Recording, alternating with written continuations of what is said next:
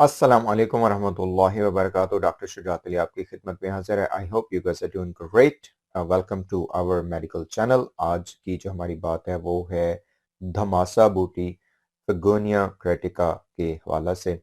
कुछ अर्सा पहले मैंने इस हवाले से दो वीडियोस बनाई थी। हमारे channel current review series official पे वो वीडियोस मौजूद हैं। तो उसके हवाले से जो क्वेश्चंस हैं वो भी हम थोड़ा सा यहाँ पे डिस्कस करेंगे। But my actual intention is के धमासा बूटी के हवाले से जो इसके एक्चुअल बेनिफिट्स हैं वो मैं आपके साथ शेयर करूँ। बहुत से लोगों ने वो जो वीडियोस हमने बनाई उसमें पॉजिटिव एक्सपीरियंस भी शेयर किया और बहुत ज़्यादा क्रिटिसाइज़ भी किया, क्योंकि ज़ाहिर है मैं एक मेडिकल डॉक्टर हूँ, तो हम लोग एविडेंस के ऊपर चीज़ों को परखते हैं, देखते हैं। तो ये जो बातें की थी हमने कोई 1.5 साल पहले, वो ये थी कि एक तरह का हव्वा पाकिस्तान में क्रिएट हुआ। बाकी जगहों पे भी बहुत से क्वेश्चंस आए कि जिसमें ये कहा गया कि एक कोई मोजज़ा हो गया है, पाकिस्तान में एक ऐसी बूटी दरियाफ्त हो चुकी है कि जिससे कैंसर जो है वो घंटों में खत्म हो जाता है। स्पेसिफिकली ब्लड कैंसर घंटों में खत्म हो जाता है। फिर लोगों ने ये बताया कि स्टेज 4 के सारे कैंसर खत्म हो जाते हैं। जो हमारे हुक्मा हैं, जिनकी मैं बहुत इज्जत करता हूँ, ये बात नहीं है, लेकिन जो वो फड़े मारते हैं उस हवाले से मैंने बात की थी कि इस तरह वल्नरेबल लोगों को आप वो ना बनाएं, अपना शिकार ना करें। तो बहरहाल फेगोनिया क्रेटिका जिस तरह बाकी सारी बूटियों के फ़वाइद हैं, इसके भी फ़वाइद हैं। धमासा बूटी या दूसरा नाम फेगोनिया जो कि साइंटिफिक नेम है इसका। जो एक्चुअल बेनिफिट्स हैं फेगोनिया क्रेटिका के, वो जो लिटरेचर में है अभी, क्योंकि ज़ाहिर है हम तो लिटरेचर को देख के बात करेंगे, वो ये है कि it acts as an antioxidant के जो एक बैलेंस होता है आपके जिस्म में इन्फ्लेमेशन का, और उसको कम करने के लिए जो आप चीज़ें यूज़ करते हैं, जो ऑक्सीडेशन होती है, जितनी ज़्यादा ये जो आपका बैलेंस रिपेयर का और वल्नरेबिलिटी आपकी बॉडी का इन्फ्लेमेशन का वो आउट ऑफ द कंट्रोल होगा, उतना ही ज़्यादा आपके सेल्स जो हैं वो वल्नरेबल होंगे। और इसी वजह से फिर प्रॉपर्टीज़ जो हैं एंटीऑक्सीडेंट्स की, वो इम्पोर्टेंट है। तो जितना ज़्यादा ये बैलेंस वल्नरेबिलिटी का अपसाइड डाउन होगा, उतना ही ज़्यादा आपका सेल इन्फ्लेमेशन में जाएगा, और जब इन्फ्लेमेशन में जाएगा तो उससे फिर नुकसानात होते हैं कि उससे कैंसर भी जनरेट होता है और बाकी चीज़ें भी।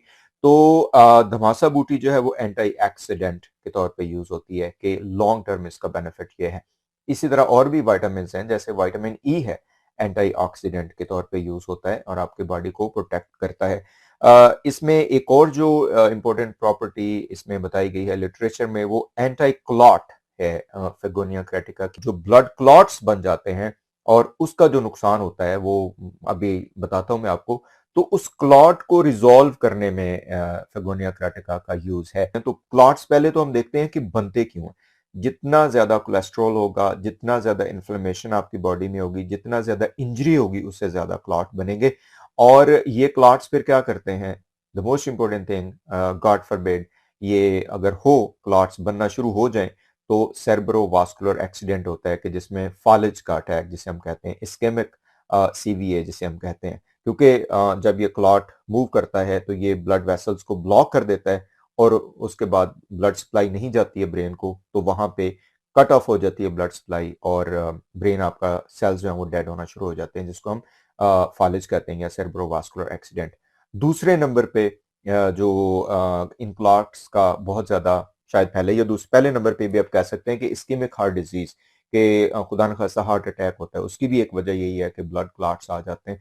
तो इन ब्लड क्लॉट्स को खत्म करने के लिए जो है वो फेगोनिया क्रेटिका का यूज आया है। ये किस तरह यूज करते हैं वो फिर बाद की बात है। अ, इसी वजह से शायद मैंने जो पहले बात की थी कि इसी वजह से शायद हमारे हुक्मा ने और हमारे जो दूसरे लोग हैं जो ट्रेडिशनल मेडिसिन के ऊपर बहुत ज्यादा यकीन रखते हैं, विच इज टोटली फाइन, लेकिन अगर वो एविडेंस बेस्ड ना हो तो लोगों का नुकसान होता है शायद इसी वजह से, क्योंकि एंटी क्लॉट इसकी प्रॉपर्टीज हैं, तो उन्होंने कहा ये ब्लड कैंसर में भी यूज होती है। ऐसा अभी तक सामने नहीं आया। लोगों की इंडिविजुअल मिसालें हैं। बहुत से लोगों ने हमारी वीडियो में भी कहा, उसमें सारी कमेंट्स में कि उनको कोई फायदा नहीं हुआ, बल्कि इसका नुकसान ये हुआ कि अगर हम इस तरह इसको प्रोपोगेट करेंगे कि ये जी कैंसर के लिए कोई मुआवजा जन्म दे दिया गया है या आ गया है पाकिस्तान में, फिर ये होगा कि जो वल्नरेबल लोग हैं वो इसके ऊपर रिलाई करेंगे और जो है ना वो बहुत इंपॉर्टेंट स्टेप्स जो हैं वो मिस हो जाते हैं ट्रीटमेंट में, टाइम लिमिट जो है ना वो मिस हो जाती है। तो उसके बाद फिर कुछ और प्रॉपर्टीज हैं फ़ेगोनिया क्रेटिका की। इसमें वो कहते हैं कि ये एंटी पायरेटिक है, कि फीवर के रिडक्शन में यूज़ होती है, और उसके बाद फिर इन्फ्लेमेशन की तो भी हमने बात की, और एनाल्जेसिक के तौर पे भी ये यूज़ हो सकती है। तो ये बेनिफिट्स हैं जो कि साइंटिफिक बेनिफिट्स लगते हैं। एंटीऑक्सीडेंट बहुत से फ्रूट्स भी हैं, विटामिन्स भी हैं और उनमें ये भी आती है, और इसी तरह एंटी क्लॉट के तौर पे भी यूज़ हो सकती है। अब इसको एज़ अ मेडिसिन आप यूज़ कर सकते हैं या नहीं, मैं उसको प्रमोट अभी तक नहीं करूँगा, क्योंकि जब तक हमारे पास कोई साइंटिफिक कोई बात है ना कि रिसर्च नहीं आती कि इसकी डोज़ क्या होनी चाहिए और इसको कैसे यूज़ किया जाना चाहिए, वो तो ज़ाहिर है फिर उसी वक़्त ही हम बात कर सकते हैं।